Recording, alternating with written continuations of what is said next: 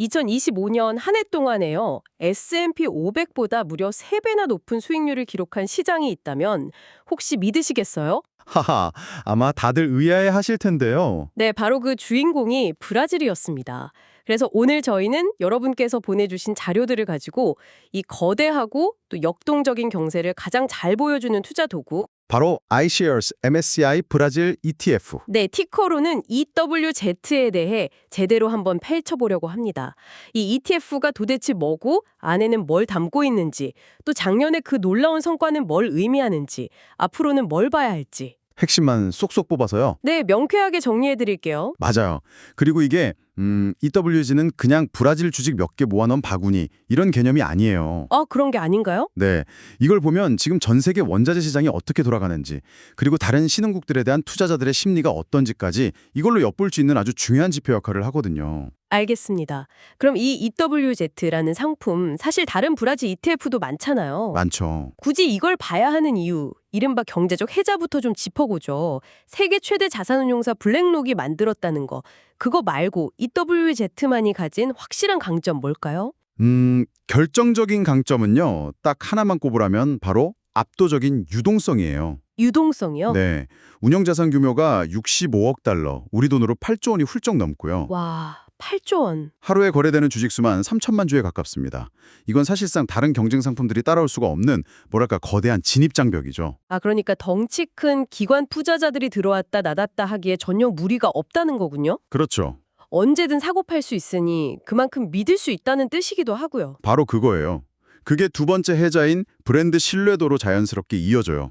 아이쉐어스라는 이름이 주는 그 안정감이 있잖아요. 아, 있죠. 그리고 마지막으로는 정보의 집약성을 꼽을 수 있어요. 정보의 집약성. 브라질 경제의 핵심, 그러니까 금융, 소재, 에너지 대표 기업들을 쏙쏙 골라 담아놔서 이걸 사는 것만으로도 사실상 브라질 경제 자체에 투자하는 효과를 누릴 수 있는 거예요. 잠깐만요. 그런데 보통 브라질 하면 페트로브라스나 발레 같은 거대 공기업 한두 개가 지수 전체를 막 발라지우지할 것 같은데 그런 위험은 없나요? 아, 한두 종목에 너무 쏠려 있으면 좀 불안하잖아요. 정말 중요한 포인트를 짚어주셨어요. 바로 그 문제를 해결하기 위한 안전장치가 있습니다. 오, 안전장치요? EWG가 추종하는 기초지수 이름이 MSCI 브라질 2550인데요. 이 숫자의 비밀이 숨어 있죠. 2550? 이건 미국 국세청 규정인데 첫째, 아무리 큰 기업이라도 한 종목이 펀드 전체 자산의 25%를 넘을 수가 없고요. 아, 둘째, 5% 이상 차지하는 종목들을 다 합쳤을 때 그 비중이 전체의 50%를 넘지 못하게 딱 막아둬요. 아하. 그러니까 발레 주가가 폭락해도 ETF 전체가 박살나는 그런 최악의 상황은 막아주는 누리군요. 그렇죠. 일종의 보험인 셈이죠. 보험이네요, 진짜. 네. 덕분에 투자자들은 개별 기업의 리스크보다는 브라질 경제라는 더 큰 숲을 보고 투자할 수 있게 되는 거예요. 분기마다 이 규칙에 맞춰서 비중을 아주 깐깐하게 재조정하고요. 알겠습니다.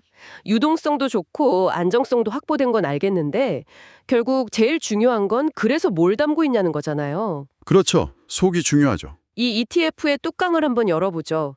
자료를 보니까 섹터 비중부터가 정말 특이해요. 금융이 38%나 되네요. 맞아요. 브라질이 얼마나 고금리 환경인지 이걸로 그냥 단적으로 보여주는 수치죠.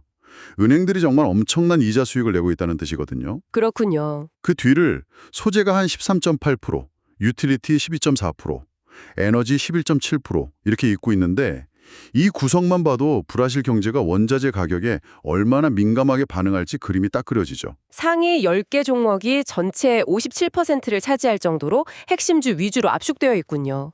그런데 와, 이건 정말 의외인데요. 어떤 게요? 저는 당연히 국영 석유 회사나 철광석 회사가 1등일 줄 알았거든요. 아, 1위 기업이 누홀딩스라는 디지털 은행이네요. 이건 우리가 알던 브라질이 아닌데요? 바로 그 점이 현재 브라질 경제의 가장 역동적인 변화를 보여주는 상징이에요. 아, 그런가요? 2025년 10월에 드디어 페트로브라스를 제치고 브라질 시가총액 1위 자리에 올랐죠. 누뱅크로 더 유명한데 전 세계에서 가장 큰 디지털 금융 플랫폼이에요. 누뱅크. 오프라인 지점이 아예 없으니까 비용 구조가 말도 안 되게 좋고요.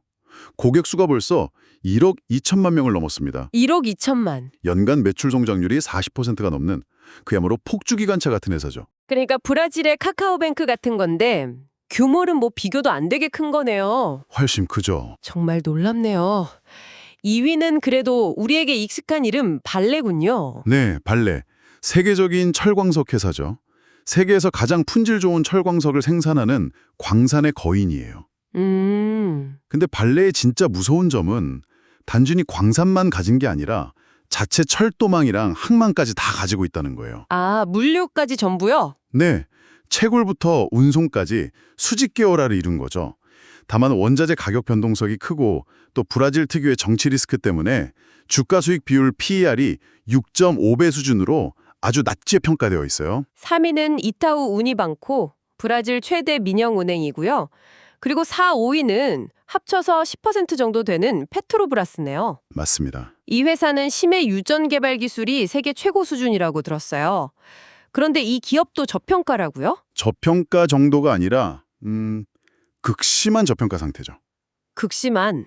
프리솔트라고 불리는 그 심해 유전 기술력은 정말 타의 추종을 불허해요. 문제는 국영기업이다 보니까 정부 입김에서 자유롭지가 못하다는 거예요. 아하, 그게 문제군요. 네, 갑자기 유류세를 내리라고 압박하거나 벌어들인 이익을 배당으로 주지 말고 재투자하라고 간섭하는 식이죠. 이런 정치 리스크 때문에 실적만큼 주가가 오르지 못해서 PER이 4.3배밖에 안 돼요. 하지만 PER이 4.3배라는 건 다르게 보면 시장이 그만큼 위험하다고 판단하는 가치 함정일 수도 있는 거 아닌가요? 오, 정확한 지적입니다. 플러스는 항상 기회와 위협이 공존하는 종목으로 꼽히죠. 정부의 개입 리스크를 감수하고 극단적인 저평가 매력을 취할 것이냐 아니면 그 불확실성을 피할 것이냐. 선택의 문제군요. 네, 그런 셈이죠. 그 외에도 브라질의 지멘스라 불리는 전기모터 기업 WEG, 브라질 유일의 증권거래소인 B3, 그리고 보잉과 에어버스에 이은 세계 3위 항공기 제조사. 아, 엠브라에르. 네, 엠브라에르 같은 알짜 기업들도 포진해 있습니다. 엠브라에르는 지금 수주 잔고가 역대 최고 수준이라 앞으로가 더 기대되고요. 와, 정말 포트폴리오가 다채롭네요. 누월딩스 같은 폭발적인 성장주부터 페트로브라스 같은 극단적인 가치주까지 정말 브라질 경제의 여러 얼굴을 한 번에 보는 느낌입니다. 그렇죠. 그런데 이 기업들의 힘만으로 2025년 한 해에 43.7%라는 수익률을 냈다고 보긴 어려울 것 같아요. 어렵죠. 이건 거의 비현실적인 수치인데 도대체 무슨 일이 있었던 건가요? 그 경이적인 성과의 배경에는 크게 세 가지 거시적인 동력이 있었습니다. 세 가지? 첫 번째는 캐리 트레이드의 매력이 폭발한 거예요. 당시 브라질 중앙은행이 인플레이션을 잡겠다고 기준금리를 무려 15%까지 올렸거든요. 15%요? 와, 지금 같은 시대에 상상하기 힘든 금리네요. 그렇죠. 그러니 일본이나 유럽처럼 제로금리에 가까운 나라들의 글로벌 자금이 이자를 노리고 브라질로 그냥 물밀듯이 밀려 들어온 거예요. 아, 그 돈이 주식시장으로 흘러들어오면서 지수를 강하게 밀어올렸죠. 돈의 힘으로 밀어붙인 거군요. 그럼 두 번째 동력은 뭐였어요? 바로 압도적인 저평가였습니다. 2025년 말 기준으로 브라질 증시의 평균 PER이 8배에서 9배 수준이었는데 이게 다른 신흥국 평균이 13.2배, 전 세계 평균이 18.5배인 걸 감안하면 거의 반값 세일 수준이었네요. 맞습니다. 시장 참여자들 사이에 아무리 브라질 리스크가 있다고 해도 이건 너무 싸다. 이런 공감대가 형성되면서 가치가 빠르게 재평가된 거죠. 마지막 세 번째는 위기를 기회로 바꾼 무역 환경의 재편이군요. 네, 2025년 8월에 미국이 50% 관세 폭탄을 터뜨리는 악재가 있었는데 이걸 중국 쪽으로 수출을 늘려서 막아냈다고요. 네. 오히려 대중국 수출을 29%나 늘리면서 완벽하게 방어해냈어요. 중국의 철광석과 농산물에 대한 수요가 워낙 견고해서 미국의 관세 충격을 흡수하고도 남았던 거죠. 와, 이 세 가지 강력한 엔진이 동시에 돌아가면서 2025년에 그 놀라운 성과를 만들어낸 겁니다. 그렇군요. 그럼 가장 중요한 앞으로의 전망은 어떻게 봐야 할까요? 자료에서는 신중한 낙관론이라는 표현을 썼던데 어떤 시나리오를 그려볼 수 있을까요? 역시 가장 중요한 변수는 금리예요. 긍정적인 시나리오는 2026 상반기쯤 인플레이션이 목표치 안으로 들어오면서 현재 15%인 기준금리가 12%대까지 내려오는 겁니다. 금리가 내려오면 구체적으로 어떤 점이 좋아지나요? 그동안 높은 이자 비용 때문에 허덕이던 유틸리티나 소매업 같은 내수 기업들이 숨통이 트이게 되죠. 아, 내수 기업들? 네, 기업들의 이익이 개선되고 소비가 살아나면서 증시 전반에 아주 강력한 상승 촉매제가 될 수 있어요. 반대로 우리가 걱정해야 할 리스크 시나리오도 있겠죠. 항상 좋은 일만 있을 순 없으니까요. 물론이죠. 브라질의 고질적인 문제인데 바로 재정과 정치 리스크입니다. 재정과 정치. 정부가 지출을 너무 늘려서 국가 부채가 감당 못할 수준으로 늘어나면 브라질 헤아라 가치가 폭락할 수 있고요. 또 2026년에 대통령 선거가 있는데 선거 국면으로 접어들면서 정치적 불확실성이 커지면 외국인 자금이 썰물처럼 빠져나갈 수 있습니다. 그게 가장 경계해야 할 부분이군요. 네, 맞습니다. 알겠습니다. 그럼 이런 여러 변수들 속에서 저희 청취자분들이 투자 판단을 내릴 때 꼭 체크해야 할 지표들, 일종의 계기판 같은 게 있다면 좀 알려주시죠. 네, 꼭 봐야 할 계기판은 크게 세 종류로 나눌 수 있어요. 먼저 거시지표로는 기준금리인 셀릭과 소비자 물가지수 IPCA의 추이를 봐야 해요. 셀릭 금리와 IPCA. 그리고 가장 중요한 것 중 하나가 헤아라 환율입니다. BR의 USD요. EWG는 환율 변동에 그대로 노출되는, 즉 환노출 상품이라서요. 아, 헤아라 가치가 떨어지면 주가가 올라도 달러 기준 수익률은 마이너스가 될 수 있거든요. 리스크가 커지고 있는지 미리 알 수 있는 그런 경고등 같은 지표도 있을까요? 있죠. 브라질의 국가부도 위험을 나타내는 CDS 프리미엄을 주기적으로 확인해야 해요. CDS 프리미엄. 이 수치가 갑자기 치솟는다면 아주 위험한 신호로 봐야 합니다. 그리고 EWG는 결국 바레와 페트로브라스의 비중이 높기 때문에 철광석이나 원유 같은 핵심 원자재 가격이 어떻게 움직이는지도 반드시 함께 보셔야 하고요. 마지막으로 빼놓을 수 없는 게 배당이겠네요.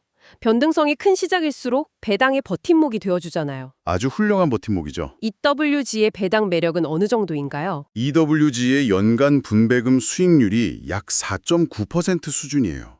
S&P 500 ETF의 평균 수익률이 한 1.3% 정도인 걸 감안하면 정말 높은 수준이죠. 와, 거의 3배가 넘네요. 네, 이 배당이 주가 하락 시기에 좋은 완충제 역할을 해줄 수 있습니다. 다만 원자재 경기에 따라 배당금 변동이 크다는 점은 꼭 기억하셔야 해요. 아, 변동성이 크군요. 네, 경기가 좋을 땐 배당 파티를 하지만 안 좋을 땐 확 줄어들 수도 있거든요. 자, 그럼 정리를 한번 해볼까요? EWG는 브라질의 금융과 자원이라는 두 개의 심장을 가진 대표 기업들에 집중 투자하면서 극심한 저평가라는 매력과 정치적 불확실성이라는 리스크를 동시에 품고 있는 뭐랄까 양날의 검 같은 투자처네요. 맞아요. 그리고 그 변동성의 칼날을 견디게 해주는 5%에 가까운 배당이라는 훌륭한 방패를 가지고 있고요. 방패. 네, 따라서 단기적인 환율 뉴스나 정치 기사에 일희일비하기보다는 브라질 경제의 구조적인 변화와 글로벌 금리 사이클이라는 더 큰 그림 안에서 장기적인 관점으로 접근하는 게 현명해요. 큰 그림. 네, 특히 브라질 중앙은행의 금리 인하 신호가 뚜렷해지는 시점이 아주 중요한 변곡점이 될 수 있을 겁니다. 오늘 우리는 EWG의 1위 기업이 전통적인 자원 공룡 페트로브라스가 아니라 누홀딩스라는 디지털 은행으로 바뀐 걸 확인했어요. 네, 아주 상징적인 변화였죠. 이건 어쩌면 브라질 경제의 체질 자체가 조용히 하지만 근본적으로 변화하고 있다는 신호일지도 모르겠어요. 여기서 마지막으로 생각해 볼 질문을 하나 던져드리고 싶습니다. 네, 앞으로 10년 후 원자재와 전통금융으로 대표되던 브라질 경제의 정체성이 IT와 서비스를 중심으로 완전히 재편된다면 과연 EWC는 어떤 모습으로 변해 있을까요? 그리고 우리는 그 거대한 변화의 흐름을 어떻게 읽고 준비해야 할까요? 이 질문을 여러분께 남겨드리며 오늘 분석을 마무리하겠습니다.